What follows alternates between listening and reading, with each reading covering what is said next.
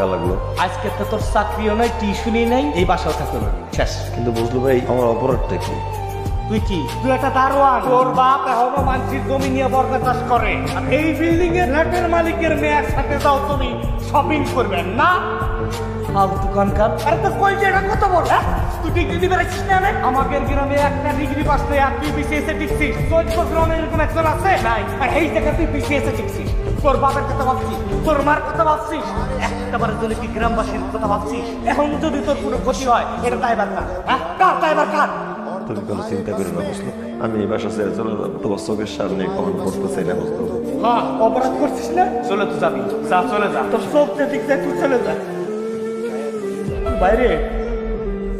তোর যে লক্ষ্য, এই লক্ষ্যের কোনো জায়গায় তোর ইচ্ছা না। দেখ তোর দিকে কিন্তু মেলা মানুষ, আমাকে পুরো গ্রামের লোক টাকা রয়েছে তোর কি যে সব নিয়ে ঢাকা আইসিস ওই সব ঠিক করে।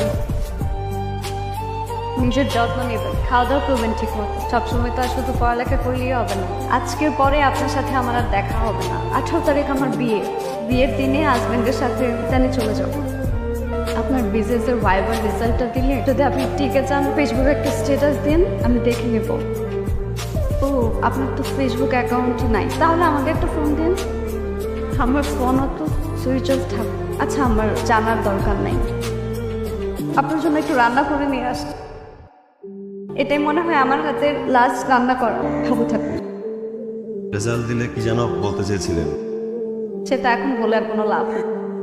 আমি কি আপনার হাতটা একটু ছুঁয়ে দেখতে পারি?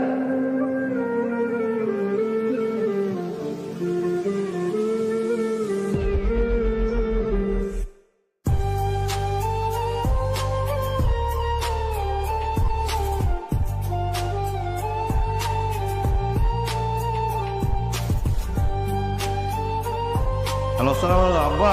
বাবার একটু মহান না, তুই জলদি বাড়ি দিয়ে।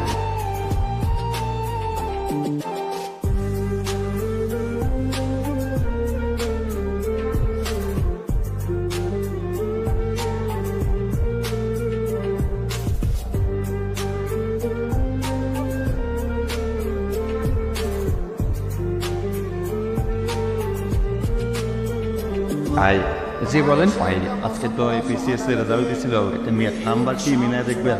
হ্যাঁ হ্যাঁ অবশ্যই বলেন, রোল নাম্বারটা বলেন। ভাই এই রোল তো পরীক্ষায় উত্তীর্ণ হয়েছে ভাই, এই রোল নাম্বার কার? আমার। বলেন কি? প্রিয় ভাই ও বোনেরা, আমাদের এই যাত্রী ভাই বিসিএস পরীক্ষায় উত্তীর্ণ হয়েছে। সে একদম বিসিএস ক্যাডার হয়েছে, সবাই তার জন্য করে জানি।